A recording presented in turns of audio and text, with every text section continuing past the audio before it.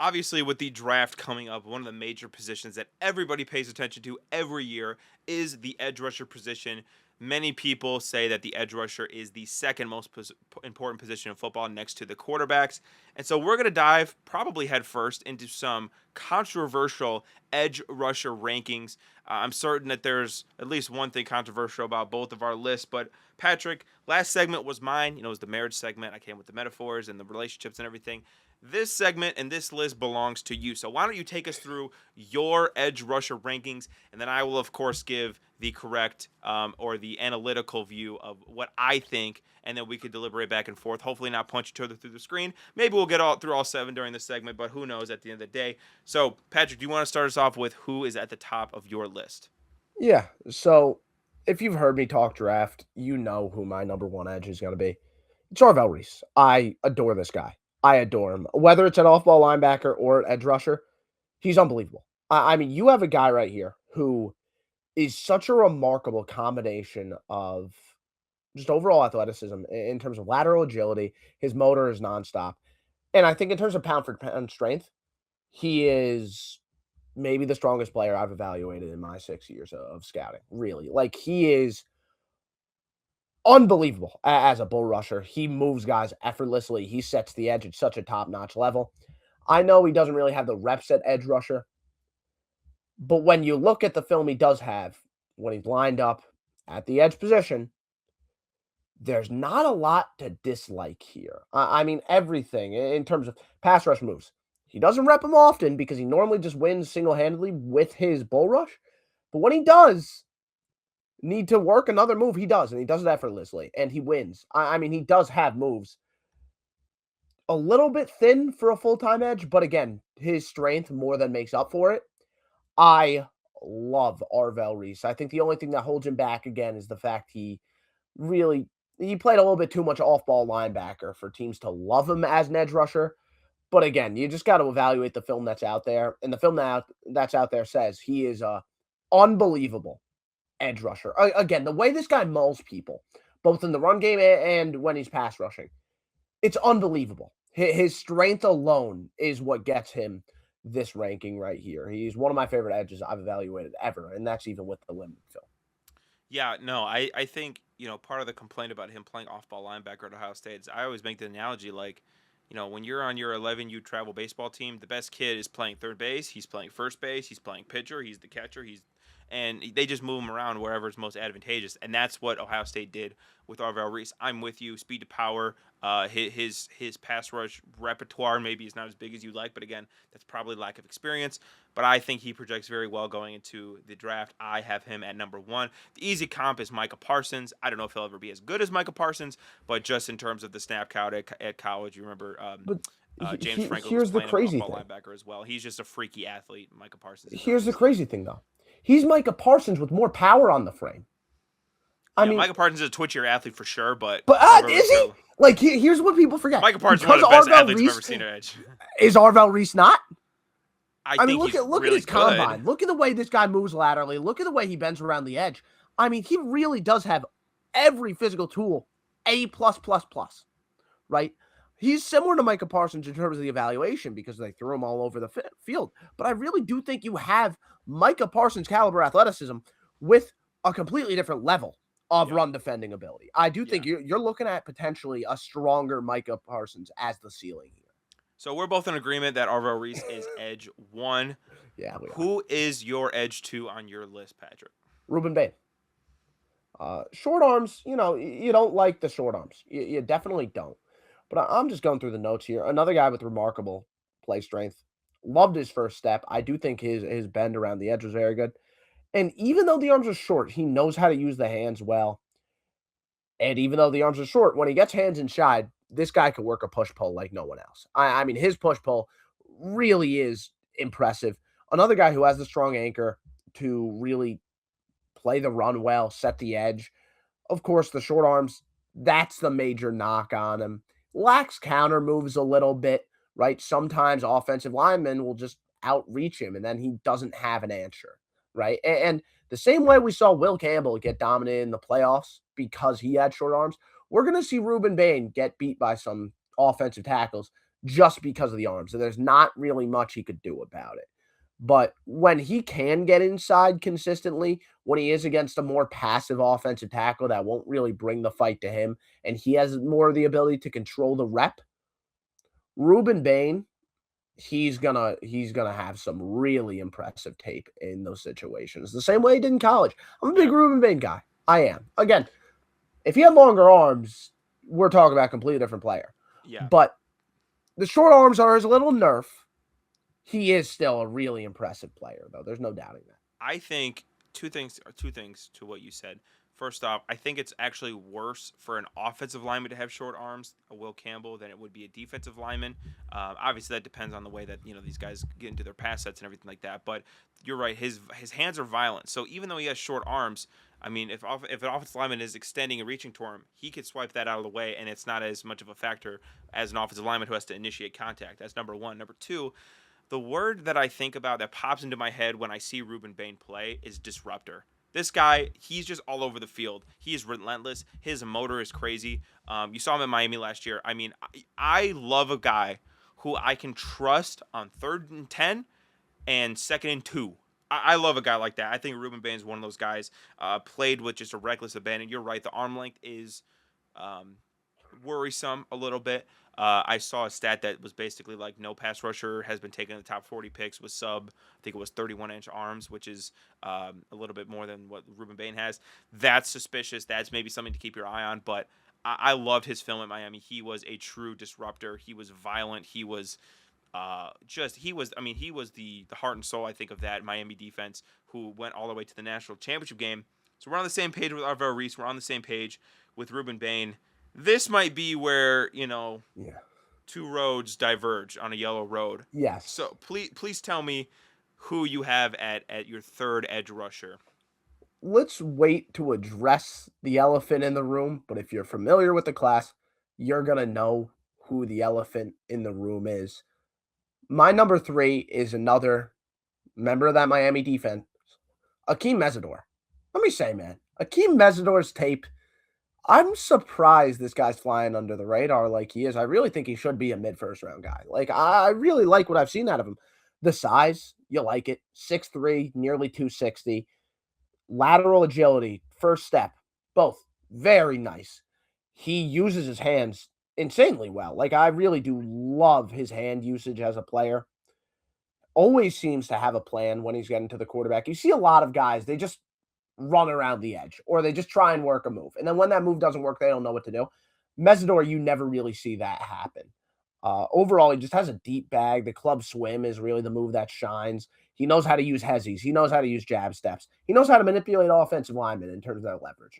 That overall is the main thing you see happen with Akeem Mesidor, and that's how he wins his reps. He gets offensive linemen into spots they don't want to be in, and he does that with good footwork, and then he takes advantage with good handiwork, right? He can also drop into coverage often. He's someone you want to see in a 3-4 defense, but he has good versatility, right? Because of his size, because of his strength, you are able to line this guy up in the 3-tech. I mean, as a freshman, this guy was a defensive tackle. He played in the 3-tech as a freshman. 4-eye, hand in the dirt edge rusher, stand-up edge rusher. Again, I think ideally he's a 3-4 outside linebacker, but you can do different stuff with the guy. I don't love his bull rush. Overall, his play strength, he's 260. You'd like to see a little bit more. He isn't this dominant power rusher. He doesn't have this dominant power profile. But I didn't really feel like he lost too many reps in the run game because of it. I thought he was strong enough as an edge to be fine. I don't think he's a liability versus the run. I think there are times where offensive linemen can get their hands inside and he can kind of get wiped out of some run plays. But overall, it's hard to get your hands inside this guy because he's such a technical savant, right? So Akeem Mesidor is a guy I like. Age might be the biggest concern here. He's going to be 25 years old as a rookie. That's the biggest concern with Mesidor for me. But again, I love the tape. I really do. Yeah, I'm with you with Mesidor. Like him a lot. To me, the age thing though is real. We're comparing a 25-year-old to some guys that we're going to talk about later on this list who are 20, right? That 5-year difference of being in college is big, and that's a real red flag for me. If he goes to a team, in the first round, like the Saints, I'm just throwing some teams out there, like the Saints, teams that are not ready yet. I think that would be a very poor pick. I don't think that his timeline, and we don't talk about this a lot with first round picks, right? His timeline will not align with the Saints timeline because by the time they're good, he might be pushing 30. And that's a real big red flag for me. But if he goes to a team, top of the second like the Jets, or if he goes to a team in the middle of the first like the Lions, I think that that's a much better pick because the Lions, the Bears, whoever can tell themselves, hey, we might have 3 really good years of this guy being in his athletic prime.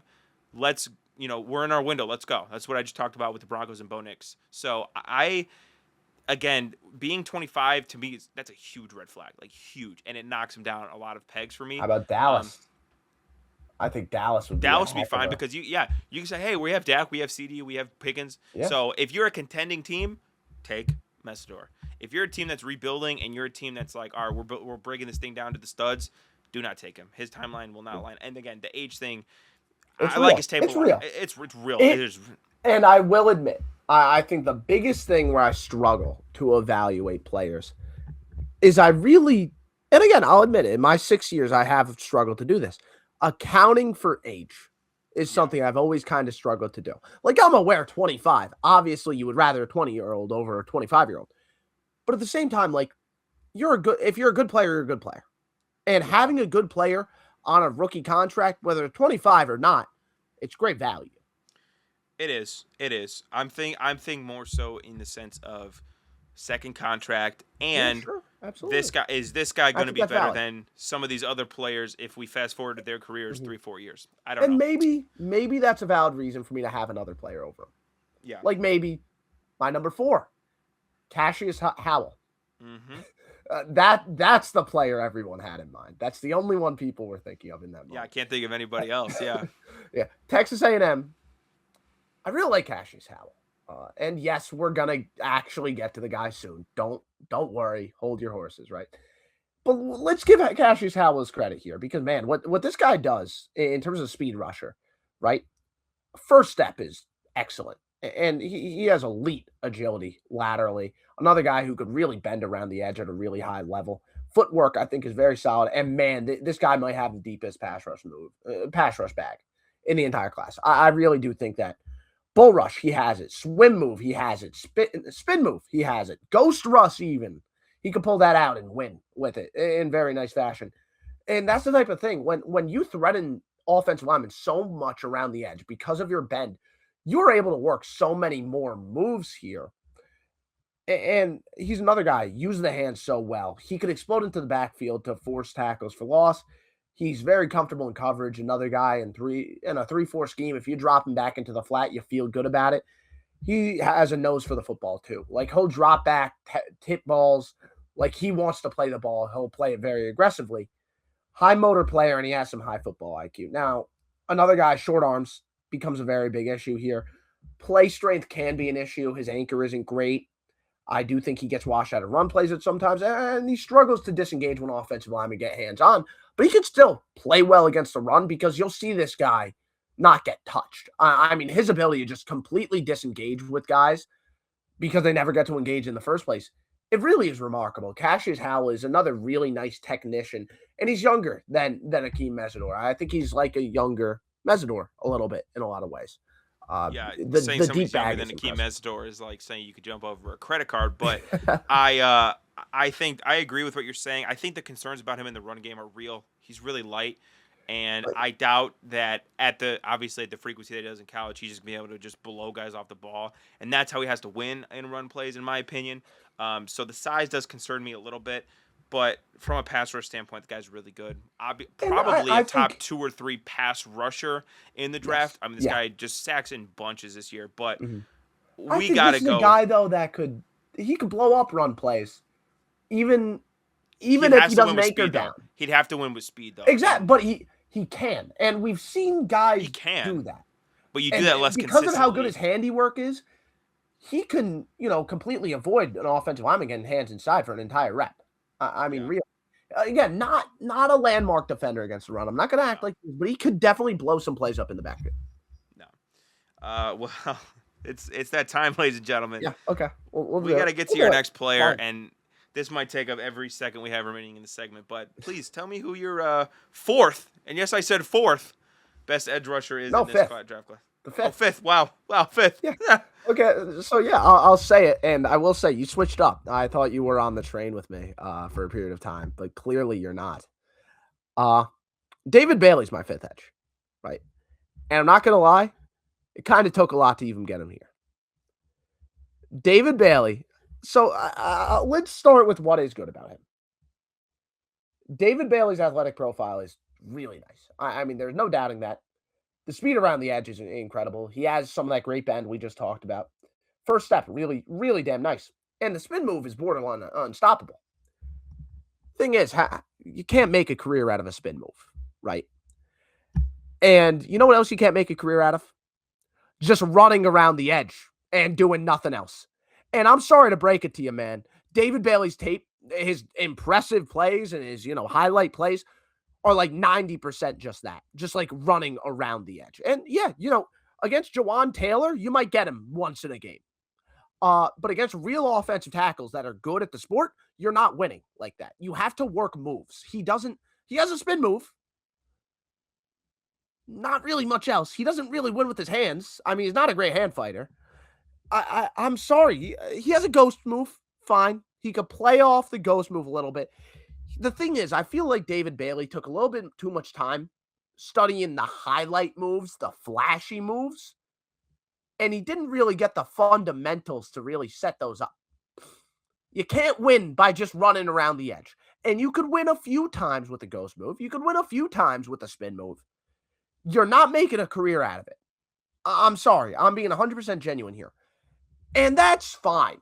Like, if he's a raw pass rusher, that's fine. If he was even remotely a good run defender. The effort isn't there, right? You want to talk about Cassius Howell getting blown off the football and completely dismantled in the run game. That's fine. But at least he shows the effort to go ahead and make it explosive against the run. David Bailey, I'm not gonna lie, I think he sees it be a run play and he just stops. He starts walking. He's just full on Mark Gastineau. Just does not care about. It looks like it. Yeah. It really does. Like it's an effort issue. It's not as much technique as it is effort. And maybe you say that's coachable, but maybe you say I don't want to coach a guy like that. Maybe I say I'd much rather 25-year-old Akeem Mesidor, who has amazing tape, has a really high motor. Bailey doesn't. Bailey has some cool highlights where he works an inside spin move. Bailey has a cool highlight or two where he shows a really impressive ghost move. Besides that, Bailey just runs by people he's more athletic than. In the NFL, you are not just able to bank on athleticism like that. Very rarely can you. Bailey's film doesn't wow me. Also, I see this guy try and work bull rushes, and he wins with bull rushes at times.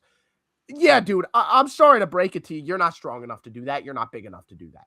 At the NFL level, you try and bull rush some of these offensive tackles, they are mauling you. You're getting knocked out for the season. Bailey doesn't have the size to be doing the stuff he does. He's not such small. He's like 6'3", 250. What was 255? I mean, he's not small. He isn't. He's a thin 250. Okay. He doesn't. Like, you look at him bull rushing a guy. He's knocking the guy back because their pads they're practically standing all the way up. He isn't bull rushing an anchor down guy. It looks like if I was trying to push a brick wall. There you go. There's the analogies. There you go. He doesn't have the functional strength to do the stuff he does. I think he's a very clear example of someone that's great at a college level, but I think unless someone does some resounding work on the guy, he isn't going to be very impressive beyond a designated pass rushing route. I don't think he's like some big reclamation project in the sense of like this guy, he's got the ingredients to be a pass rusher, but we just need to put it together. He's been very productive in college. Like very. Yeah, but I just 13 said sacks last year. Well, I think you're being I don't think you're giving his athleticism enough credit. I think that this guy is productive. I think that I like his speed off the edge, although that is kind of a backhanded compliment because he has great speed off the edge. I think he needs to probably put on 10, 15 pounds to anchor himself a little bit more because does he still have that speed off the edge? But that's why I say backhanded compliment, because it's like, yeah, you're fast, but you probably need to gain a little bit more weight. So I don't know. We need to put him on like the Zion Williamson diet here for a little bit. But I'll say what's real. If he maybe starts to care more and actually care about the run game, maybe this could be an explode into the backfield, light up every run play possible type of guy. if we're talking about because right now Arvell Reese is kind of a question mark, right? And we're saying I think he's going to reach his ceiling. Why are you not providing that same hope in David Bailey, who you can admit gains 10, 15 pounds, starts really putting an effort in the run game? Probably is going to be a really good edge in the NFL. Like, the things you're saying to me in my head are fixable. So why are we giving grace to Arvell Reese but not to David Bailey? Because you look at Arvell Reese's tape, he's everything you want in an edge rusher. He just doesn't have as many snaps as you want. Instead, David Bailey has had more snaps. I want experience in production. Like, he doesn't have those necessarily. I'm saying the tape. In terms of the tape, he shows off every single thing you need.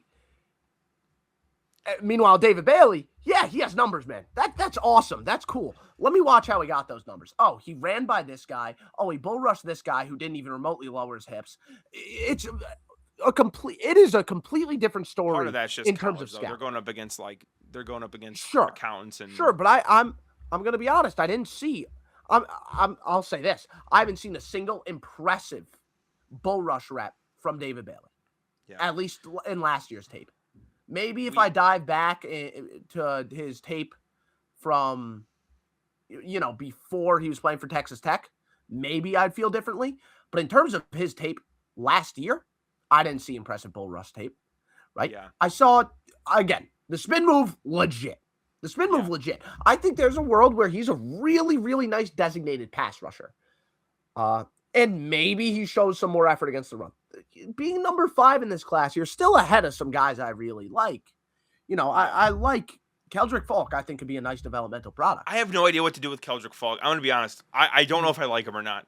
I'm so confused about it. He has some tools. He does, but also this year was so weird for him.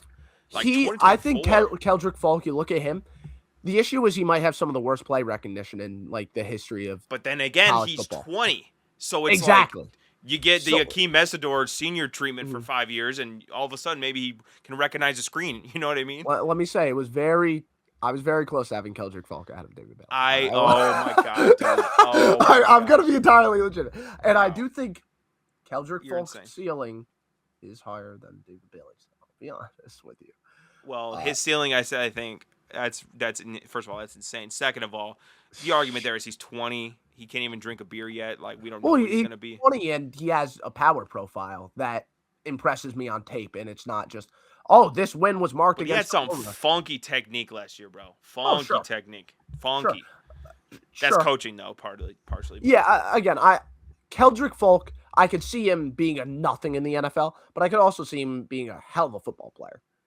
David Bailey, I think the very realistic outcome, what I'm expecting from him, he comes into the league, he's a designated pass rusher, and maybe he develops to be a very good one.